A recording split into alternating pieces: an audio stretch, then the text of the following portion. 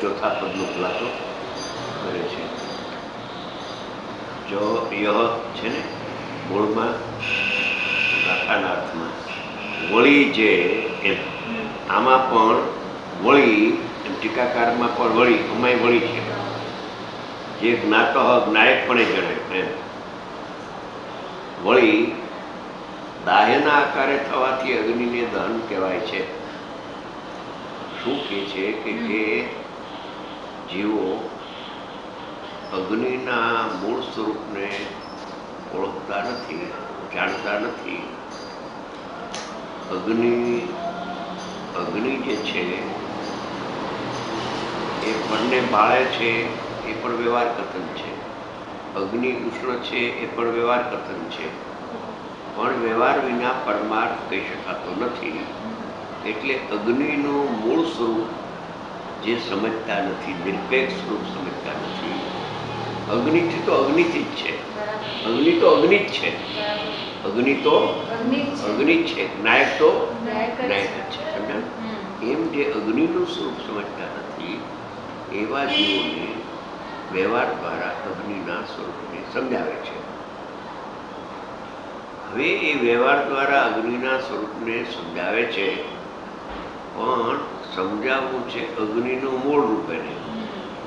પણ જો એ વ્યવહારને અનુસરવા માંડે કે લાકડાને બાળે તેને અગ્નિ કહેવામાં આવે તો એ અગ્નિના સ્વરૂપ સુધી પહોંચી નહીં શકે. તો એ વ્યવહાર દ્રષ્ટિ, પર્યાય દ્રષ્ટિ થઈ ગઈ. પણ વ્યવહાર વિના પરમાર્થનો ઉપદેશ અશક્ય છે. ઉપદેશ અશક્ય છે. વ્યવહાર દ્વારા ઉપદેશ આપી શકાય છે. બીજો કોઈ નિશ્ચયનો વચનાતીત છે તો અનુભવ ગમ્ય છે. એટલે અગ્નિના સ્વરૂપને સમજતા નથી એવા લોકોને દ્રષ્ટાંત દ્વારા સમજાવે છે કે અગ્નિ કોને કહેવાય કે દાહ્યના આકારે થવાથી અગ્નિને દહન કહેવાય છે. અગ્નિ તો અગ્નિ છે એમ જો કહીએ તો અગ્નિના સ્વરૂપને સમજી શકે નહીં જગત.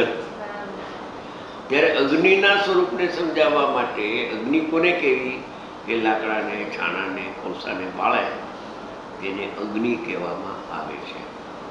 એ સાપેક્ષથી નિરપેક્ષ સુધી પહોંચાડવું છે અને સાપેક્ષ દ્વારા સમજાવવું છે નિરપેક્ષ.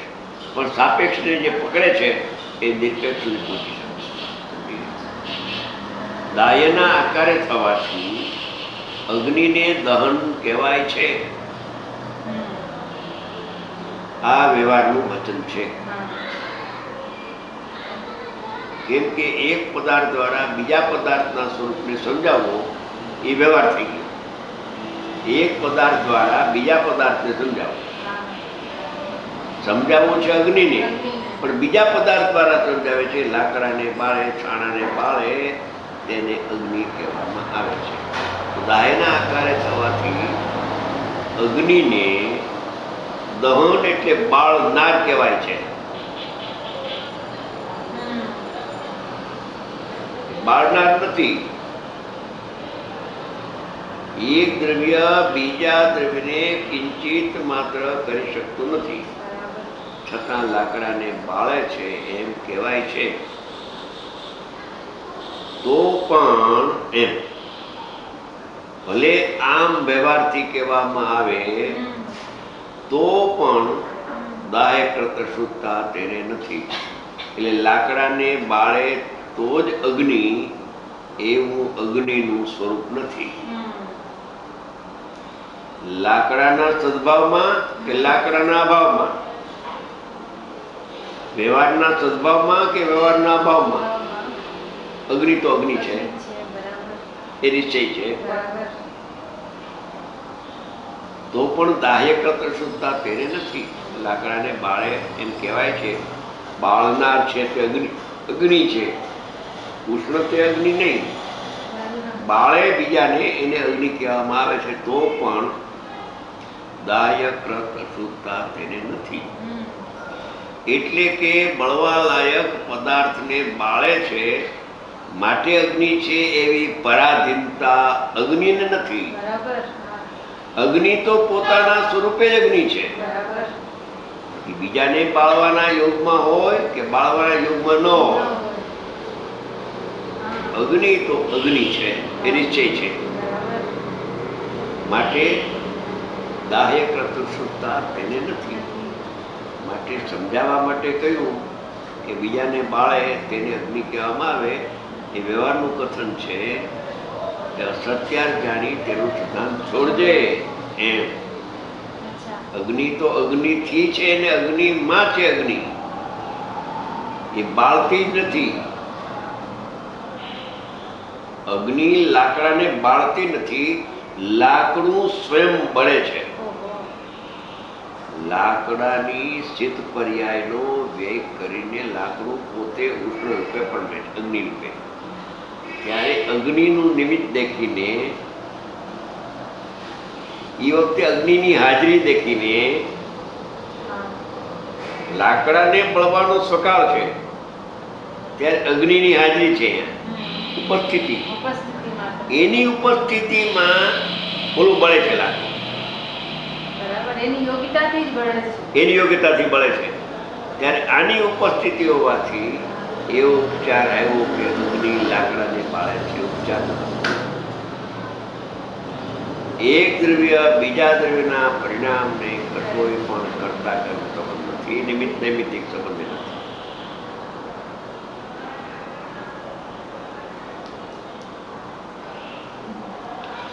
નિમિત્ત નૈમિત્તિક સંબંધથી જોતા બે પરાધીન દેખાય.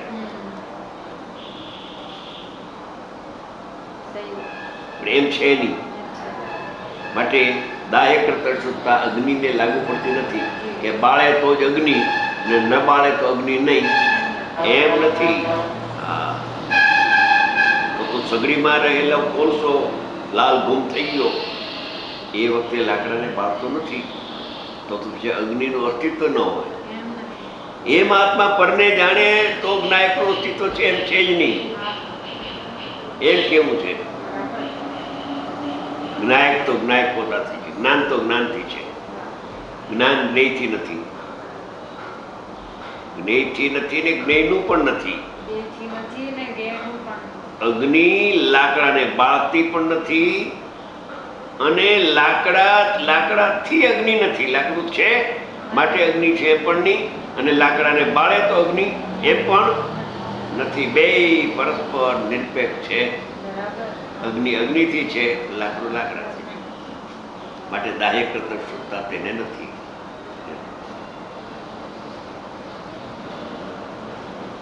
તેવી રીતે દૃષ્ટાંત કરું છું. જ્ઞાકાર થવાથી ઓલું દાયના આકારે થવાથી એવો શબ્દ હતો. એ જ શબ્દ મૂકવામાં. તેવી રીતે જ્ઞાકાર થવાથી એટલે કે જ્ઞેયોને જાણવાથી, એટલે કે લાકડાને બાળવાથી, લાકડાને બાળવાથી અગ્નિને દહન બાળનાર કહેવામાં આવે છે.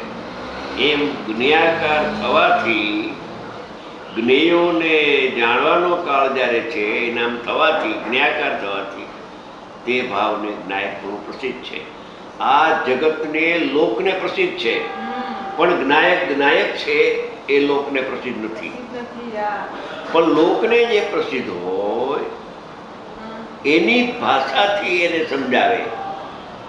મ્લેચ્છને મ્લેચ્છ ભાષાથી સમજાવે છે કે જ્ઞેયને જાણે તેને જ્ઞાયક જાણનાર કહેવામાં આવે છે.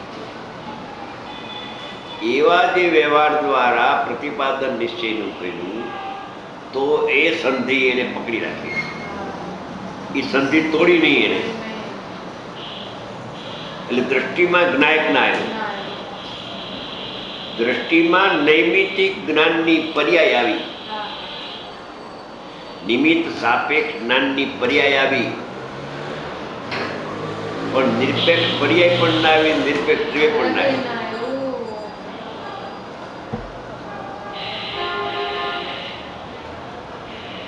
એટલે ઇન્દ્રિય જ્ઞાન ઊભું થયું.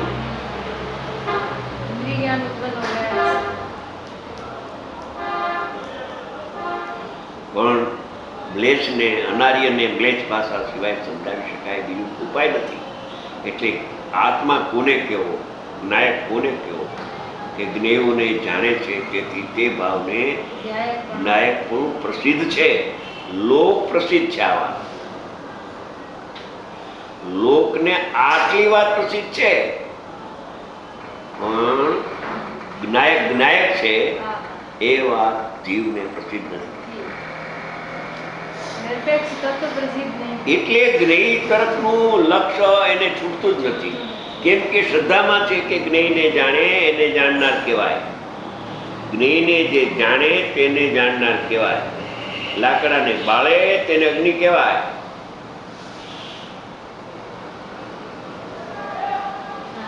એને વ્યવહારનો પક્ષ થઈ ગયો. લાકડાને બાળે તેને અગ્નિ કહેવાય, એ પક્ષ છે વ્યવહારનો. એમ જ્ઞાયક કોને કહેવાય કે પરને જાણે, જ્ઞેયને જાણે તેને જ્ઞાયક કહેવાય. એ વ્યવહારનો પ્રબળ પક્ષ છે. સમજાણું? એ અજ્ઞાન છે. એ અજ્ઞાન, વ્યવહારનો પક્ષ ઇઝ ઇક્વલ ટુ અજ્ઞાન. વ્યવહાર નથી, વ્યવહાર ક્યાંથી? વ્યવહારનો પક્ષ છે. આ છઠ્ઠી ગાથા અદ્ભુત છે.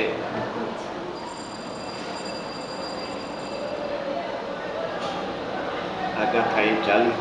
નગીનભાઈ આવ્યા, નગીનભાઈ બોરીવલી વાળા ઓલા એ છે ને ફ્લેટ લઈને એ આવ્યા.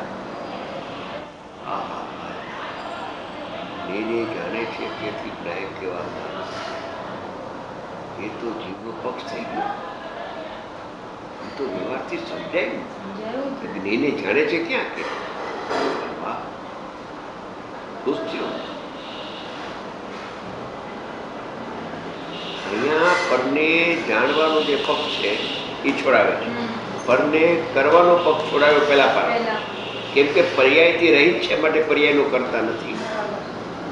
દ્રવ્યનો નિશ્ચય આપ્યો, આ પર્યાયનો નિશ્ચય આપે છે. ભલે પર્યાયમાં પર જણાય, ભલે અગ્નિને લાકડાનો યોગ હોય, અગ્નિને લાકડાનો યોગ હોય અને બળતા લાકડાને અગ્નિનો યોગ હોય, સ્વયં બળતા લાકડાને અગ્નિનો યોગ હોય. સ્વયં બળતા લાકડાને અગ્નિનો નિમિત્ત છે, ઉપસ્થિતિ છે. એની ઉપસ્થિતિમાં પોતે સ્થિત પર્યાયનો વ્યય થઈને ઉષ્ણ પર્યાય રૂપે લાકડું સ્વયં પરમે છે. અગ્નિથી નિરપેક્ષ હો. અગ્નિ એને અડી નથી. અગ્નિ અડી જાય તો અગ્નિનો નાશ થઈ જાય. બે એક થઈ જાય ને, બે એક થઈ જાય. દહન ને દાય બે પદાર્થ ના રહે. દાય અને દહન બે પદાર્થ જુદા છે. એમ જ્ઞેય અને જ્ઞાયક જુદા છે. જ્ઞેયમાં છે, જ્ઞાયક જ્ઞાયકમાં છે. જ્ઞાયાકાર થવાથી એ ભાવને જ્ઞાયક પ્રસિદ્ધ છે. જગત જ્ઞેયને જાણે છે, જ્ઞાયાકાર થવાથી તે ભાવને જ્ઞાયકનું પ્રસિદ્ધ છે. આત્મા કોને કેવો? જાણે તેને આત્મા કહેવાય. જાણે તેને, પણ એ પરને જાણે તેને આત્મા કહેવાય.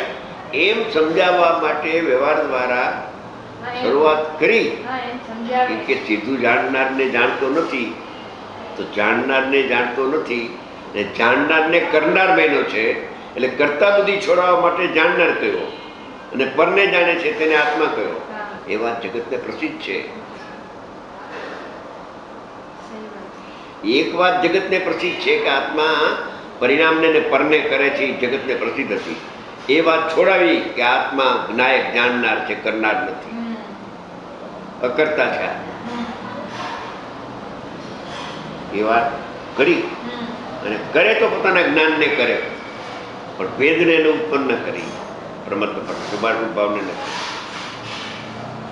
અહીંયા કે છે કે જ્ઞેયાકાર અવસ્થા થવાથી આ જ્ઞેયને જાણે છે, તેથી આત્માને જ્ઞાયક એવું નામ પ્રસિદ્ધ છે.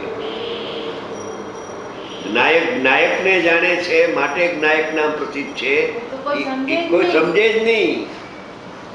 અને એ નિશ્ચયનું સ્વરૂપ સમજાવી શકાતું જ નથી.